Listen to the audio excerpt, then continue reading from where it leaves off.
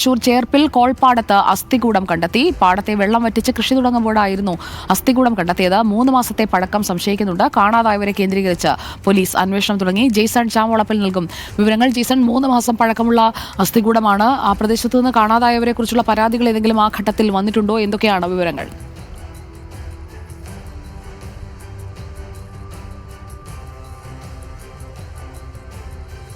ഇവിടെ നെൽകൃഷിക്ക് വേണ്ടി ഇത് കോൾപ്പാടമാണ്. വ്യാപകമായ വലിയ ഏക്കർ കണക്കിന് കോൾപ്പാടമാണ്. ഇവിടെ നെൽകൃഷിക്ക് വേണ്ടി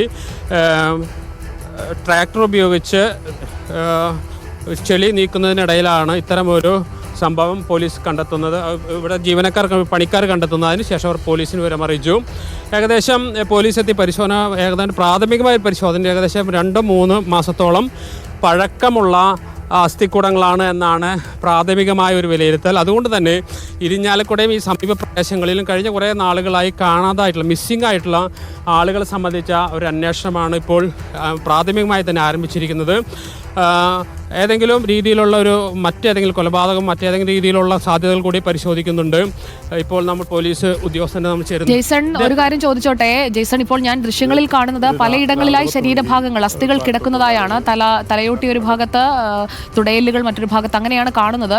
ഇതപ്പോൾ പല ഭാഗങ്ങളിലായി ചിതറിക്കിടക്കുന്ന ഒരേ മൃതദേഹത്തിന്റെ തന്നെയാണോ? അങ്ങനെയുള്ള പരിശോധനകളിലേക്ക് കടക്കുകയാണോ? സുജിയ, അത്തരമൊരു വിലയിരുത്തലാണ്. ഒരേ മൃതദേഹത്തിൻ്റെ ഭാഗങ്ങളാണെന്ന് തന്നെയാണ് വിലയിരുത്തുന്നത്. പോലീസ് ഉദ്യോഗസ്ഥൻ നമ്മൾ ചേരുന്നു. ഇത് എപ്പോഴാണ് കണ്ടെത്തിയത്? ഇത് രാവിലെ 10 മണിക്ക് ഇവിടെ ട്രാക്ടർ തൊഴിലാളികളാണ് കണ്ടെത്തുന്നത്. ഉടനടി അവർ വാർഡ് മെമ്പറെ അറിയിച്ചു. വാർഡ് മെമ്പർ പോലീസിനെ ഇൻഫോം ചെയ്തു. പോലീസ് സ്ഥലത്തെത്തി. ഉടനടി തന്നെ DSP സാറും സ്ഥലത്ത് വന്നിരുന്നു. ഇതിൽ പ്രാഥമികമായിട്ട് നിങ്ങളുടെ ഒരു വിലയിരുത്തൽ എന്താണ്? ഇതിൽ പോലീസ് ഈ വാർഡ് മെമ്പറുടെ മൊഴി പ്രകാരം അസ്വാഭാവിക മരണത്തിന് കേസെടുത്തിട്ടുണ്ട്. പിന്നെ അതിൻ്റെ അന്വേഷണം നടത്തി വരുന്നു. ഇനി നമുക്ക് സമീപ പ്രദേശങ്ങളിൽ ആരെങ്കിലും മിസ്സിംഗ് ഉണ്ടോ, അതിൻ്റെ കാര്യങ്ങളൊക്കെ അന്വേഷിച്ച് വരുന്നു. പോലീസ് ഇൻക്വസ്റ്റ് നടത്തി അതിൻ്റെ തെളിവുകൾ സമീപ പ്രദേശങ്ങളിൽ മിസ്സിംഗ് ആയിട്ടുള്ള ആളുകളെ കുറിച്ച് എന്തെങ്കിലും അന്വേഷണം അന്വേഷണം നടത്തി വരുന്നു. ഇവിടെ അടുത്ത് തന്നെ ഒരു ഹരിദാസ് എന്ന് പറഞ്ഞ ഒരാളെ മിസ്സായതായിട്ട് അറിഞ്ഞിട്ടുള്ളതുണ്ട്. അപ്പോൾ അതിനെക്കുറിച്ച് കൂടുതൽ ശേഖരിച്ച് അന്വേഷിച്ച് വരുന്നിട്ടുള്ളതാണ്.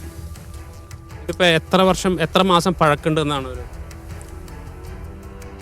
കൃത്യമായിട്ട് അതിൻ്റെ പരിശോധന നടത്തിയാൽ തന്നെ നമുക്ക് അതിൻ്റെ ഒരു കാലപ്പഴക്കം നമുക്ക് പറയാൻ പറ്റുള്ളൂ. അതിന് നമ്മൾ മെഡിക്കൽ കോളേജിൽ ഫോറൻസിക് സർജൻ തന്നെ ബോഡി ഇതിൻ്റെ സ്കള് അയക്കുന്നുണ്ട്.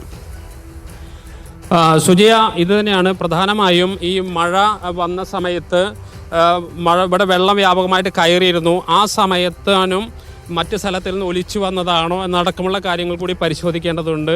പോലീസ് ഇപ്പോൾ ചെയ്യുന്നത് ഈ ഇരിഞ്ഞാലക്കുട, അതുപോലെ തന്നെ ഈ ചേർപ്പ് പോലീസ് സ്റ്റേഷൻ പരിധിയിലൊക്കെ പെട്ട കഴിഞ്ഞ 2-3 മാസത്തിനുള്ളിൽ മിസ്സിംഗ് ആയ കേസുകളാണ് പ്രധാനമായും പരിശോധിക്കുന്നത്. അത്തരത്തിൽ ആ രീതിയിൽ എന്തെങ്കിലും ആളുകളാണെന്ന് കണ്ടെത്താൻ സഹായിക്കുമെന്ന പരിശോധന പോലീസ് നടത്തുന്നുണ്ട്. അതായത് ഇത് സംബന്ധിച്ച ഫോറൻസിക് പരിശോധനയും മറ്റും പൂർത്തിയായ ശേഷം മാത്രമേ ഇത് സംബന്ധിച്ച് ആരുടേതാണ് ഈ ശരീരഭാഗങ്ങളെന്ന്, ഈ അസ്ഥികൂടമെന്ന് കണ്ടെത്താൻ കഴിയൂ. സുജയ, ഓക്കെ, ഇക്കാര്യത്തിൽ കോൾപ്പാടത്ത് അസ്ഥികൂടത്തിന്റെ ഭാഗങ്ങൾ പലയിടങ്ങളിലായി ചിതറിക്കിടക്കുന്ന രീതിയിലാണ് കണ്ടെത്തിയത്. ഉദ്ദേശം 3 മാസത്തെ പഴക്കമാണ് ഇപ്പോൾ സംശയിക്കുന്നത്.